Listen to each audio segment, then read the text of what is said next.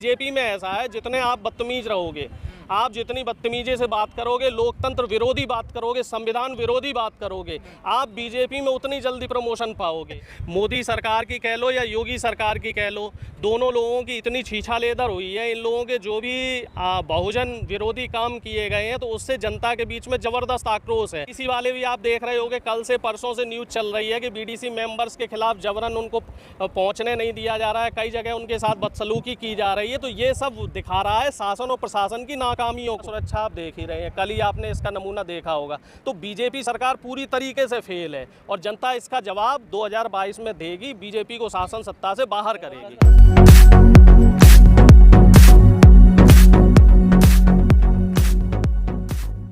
लोग कह रहे हैं कि यूपी चुनाव को आधार मानकर सरकार ने ये विस्तार किया है, कैसे आपको भी लगता है? भाई देखिए, विस्तार जो हुए हैं वो आगामी चुनाव को देख के ही हुए हैं, लेकिन अब इस तरह के विस्तार करने से सरकार को, जो मौजूदा सरकार है, इसको फ़ायदा कम होगा, नुकसान ज़्यादा होगा। क्योंकि इसमें से बहुत से ऐसे इनके मंत्री थे जो कद्दावर मंत्री थे और जिनकी पार्टी के प्रति निष्ठा थी, उनको आपने अगर इस समय मंत्रिमंडल से हटा दिया है, तो जो इनके लोग हैं, जैसे एक हम जिक्र करें अगर संतोष गंगवार जी का, तो ये बरेली से 7 या 8 बार एमपी बने हैं। इनकी अच्छी छवि है क्षेत्र में और कुर्मी समाज के बहुत से लोग इनसे जुड़े हुए हैं। इनको मंत्रिमंडल से हटा के अपना दल की अनुप्रिया पटेल जी को राज्य मंत्रालय दिया गया है। तो ये तो वही बात हो गई, कुर्मी समाज का जो है उत्तर प्रदेश में काफ़ी वोट है, 14-15% वोट है कुर्मी समाज का।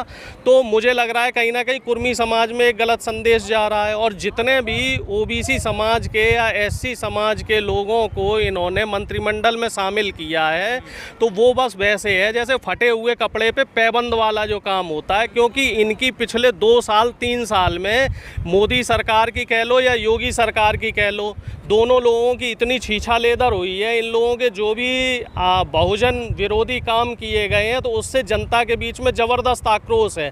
अगर हम उत्तर प्रदेश की बात करें, तो उत्तर प्रदेश में ओबीसी समाज और दलित समाज के साथ सरकार ने और शासन प्रशासन ने खुले तौर पे बहुत ही ज़्यादा शोषण किया है। और शोषण करने वाले जो लोग हैं, वो भी इन्हीं की पार्टी के सवर्ण समाज के लोग रहे हैं। तो इससे जो जनता में संदेश गया है, वो संदेश आपने जिला पंचायत सदस्य और बीडीसी मेंबर के जो चुनाव हुए, उसमें आपने देखा होगा कि जनता ने इनको 20% से कम सीटें दी हैं। टोटल जो सीट मिलनी चाहिए थी इनको 3055 सीटें, अगर हम बात करें जिला पंचायत सदस्य की, तो उसमें सिर्फ बीजेपी को 581 सीटें मिली। तो आपको नहीं लगता बीजेपी अब ओबीसी और दलित की राजनीति कर रही है जिस प्रकार का मंत्रिमंडल? नहीं, कोशिश कर रहे हैं, ये वही है ना, सफल नहीं होंगे साहब। अगर सफल हो रहे होते तो आप देख लेते ना साहब, यहाँ पे जो इस समय इनको जैसे जिला पंचायत सदस्य में हाईजैक किया था इन्होंने, जिला पंचायत सदस्य प्रत्याशियों को, जो प्रत्याशी नहीं माने उनके घर तोड़वाए थे। तो ये तानाशाही है ना। अब बीडीसी वाले भी आप देख रहे होंगे, कल से परसों से न्यूज़ चल रही है कि बीडीसी मेंबर्स के खिलाफ जबरन उनको पहुंचने नहीं दिया जा रहा है, कई जगह उनके साथ बदसलूकी की जा रही है। तो ये सब दिखा रहा है शासन और प्रशासन की नाकामियों को, कि शासन प्रशासन किस तरीके से इनसे नाराज है और जनता इनसे किस तरीके से परेशान है। आपको नहीं लगता कि विपक्ष की भी कुछ गलतियां, विपक्ष के लोग पिट रहे हैं रस्तों पर, ठीक है, साड़ियाँ उतारी जा रही हैं और विपक्ष के नेता एसी में तो आप क्या चाह रहे हैं, विपक्ष के नेता गोली मार दें सबको? भाई विपक्ष के नेता सड़कों पे हैं, अब सड़क पे उन्हें दिखा कौन रहा है? भाई मीडिया उन्हें नहीं कवरेज दे रही है। सारा विपक्ष का नेता इस समय सड़कों पे है और बड़े बड़े प्रोटेस्ट हो रहे हैं विपक्ष के नेताओं द्वारा और विपक्षी पार्टियों द्वारा। लेकिन बात वहीं आ जाती है ना घूम फिर के, जो लोकतंत्र का चौथा स्तंभ है, जैसे हम मीडिया कहते हैं, मीडिया इस समय भारतीय जनता पार्टी के हाथों की गुलाम बनी हुई है। तो इस चीज़ को कौन दिखाएगा? अब आप जैसे लोगों को, कुछ 2-4 लोगों को खबरें दिखाई जाती हैं, 2-4 लोगों, तो भाई जो 2-4 निर्भीक पत्रकार हैं, मुझे लगता है उन्हें भी डरा धमका दिया जाता है। जो ओबीसी की राजनीति करते थे, एससी एसटी दलित की, वो राजनीति कर नहीं रहे, उसे बीजेपी ने हाईजैक कर लिया। नहीं, अभी भी बहन जी की बात कर लो या अखिलेश जी की बात कर लो या ओवैसी की बात कर लो, ये जितने भी लोग हैं अभी भी राजनीति कर रहे हैं। बस बात वही है, ना तो प्रिंट मीडिया इनको दिखा रहा है और ना ही इनको मेन स्ट्रीम मीडिया दिखा रहा है। 2022 के चुनाव में आप देख लेना, अभी एक सर्वे हुआ था, उस सर्वे में ये आ रहा है कि भारतीय जनता पार्टी की उत्तर प्रदेश में 100 से 110 सीटें आएंगी। कल ही सर्वे हुआ है। उत्तराखंड में ये शासन सत्ता से बाहर जा रहे हैं और हिमाचल प्रदेश में भी ये बाहर जा रहे हैं। तीनों राज्यों का जो सर्वे है वो ये बता रहा है साफ तौर से कि भारतीय जनता पार्टी तीनों राज्यों में सत्ता में नहीं आएगी। यही वजह है कि हिमाचल प्रदेश में जो अनुराग ठाकुर जैसे जो नेता हैं, जो अभद्र टिप्पणियां करते हुए अभी दिल्ली में पाए गए थे ना, कि अशोभनीय टिप्पणियां की थी उन्होंने, उनको प्रमोट करके मंत्रिमंडल में शामिल किया गया है। तो बीजेपी में ऐसा है, जितने आप बदतमीज रहोगे, आप जितनी बदतमीजी से बात करोगे, लोकतंत्र विरोधी बात करोगे, संविधान विरोधी बात करोगे, आप बीजेपी में उतनी जल्दी प्रमोशन पाओगे। आप इतिहास उठा के देख लो। रविशंकर, प्रकाश जावड़ेकर ये बदतमीज नहीं थे, ये लोग पढ़े लिखे लोग थे, थोड़े समझदार लोग थे, इनकी जनता के प्रति थोड़ी निष्ठा थी, जनता से जुड़े हुए लोग थे, चुने हुए लोग थे, पुराने लोग थे। ये मोदी सरकार के हिसाब से काम नहीं कर पाए होंगे, तो हो सकता है मोदी सरकार इनसे इस्तीफा हुआ। बिल्कुल बिल्कुल, ये सब वही लोग हैं जो मोदी जी, अमित शाह जी और जो आरएसएस ने जिस तरीके से चाबी भरी है, तो जब तक ये चाबी के हिसाब से चलते रहे तब तक ये चलते रहे। अब जब ये इन लोगों को लगा, इनका भी जमीर जगह, जो इन्हें लगा होगा ना कि अब भाई हम ज़रूरत से ज़्यादा गलत काम नहीं कर सकते हैं। विदेशी मीडिया ने कई बार अभी खबरें दिखाई थी पिछले 1-2 महीने में कि जो मोदी सरकार है वो लाशों पे शासन कर रही है।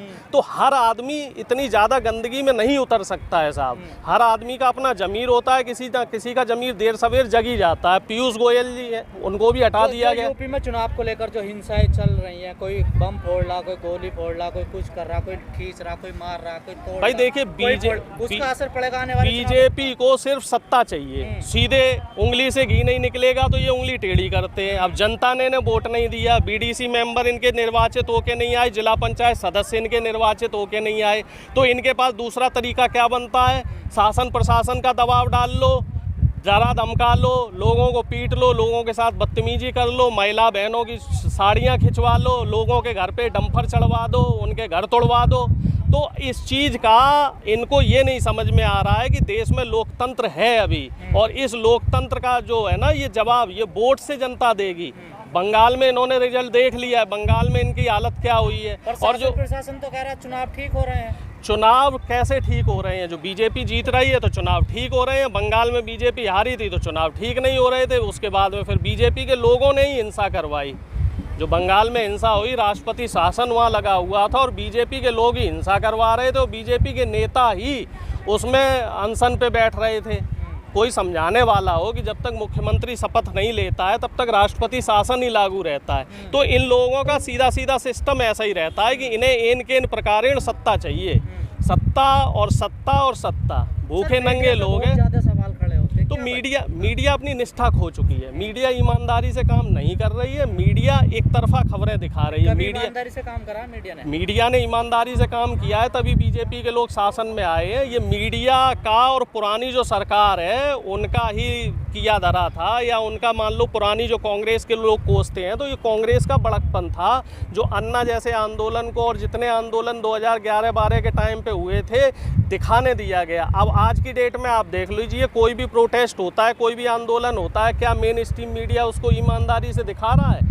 8वां महीना चल रहा है किसान आंदोलन का, क्या किसान आंदोलन को मेन स्ट्रीम मीडिया दिखा रहा है? और इस तरीके से कितने जातीय और सांप्रदायिक रूप से दंगे और ये सब चीज़ें जो चल रही हैं उत्तर प्रदेश में, क्या मेन स्ट्रीम मीडिया इनको दिखा रहा है? नहीं दिखा रहा है। मेन स्ट्रीम मीडिया सिर्फ एक तरफा खबरें दिखाता है। मेन स्ट्रीम मीडिया क्या दिखाएगा जी? हिंदू मुस्लिम करवा लो, मुस्लिम फरसा लिए खड़ा हुआ है ना, अखिलेश यादव ने ये कर दिया, बहन जी ने वो कर दिया, कांग्रेस ने वो कर दिया। ये नहीं दिखाएंगे बीजेपी के शासन में क्या क्या घोटाले हो रहे हैं। चाहे वो बेरोजगारी को लेके देख लीजिए आप, जो अभी नौकरी में उत्तर प्रदेश सरकार में माननीय योगी आदित्यनाथ जी ने जो घोटाले किए हैं, आरक्षण के नाम पे सवर्णों को जो है लगभग 11,000 से ज़्यादा सीटों पे जो आरक्षित सीटें थी, जिसमें ओबीसी SC ST के लोगों को नौकरी देनी चाहिए थी, वहाँ सवर्णों को नौकरी दे दी।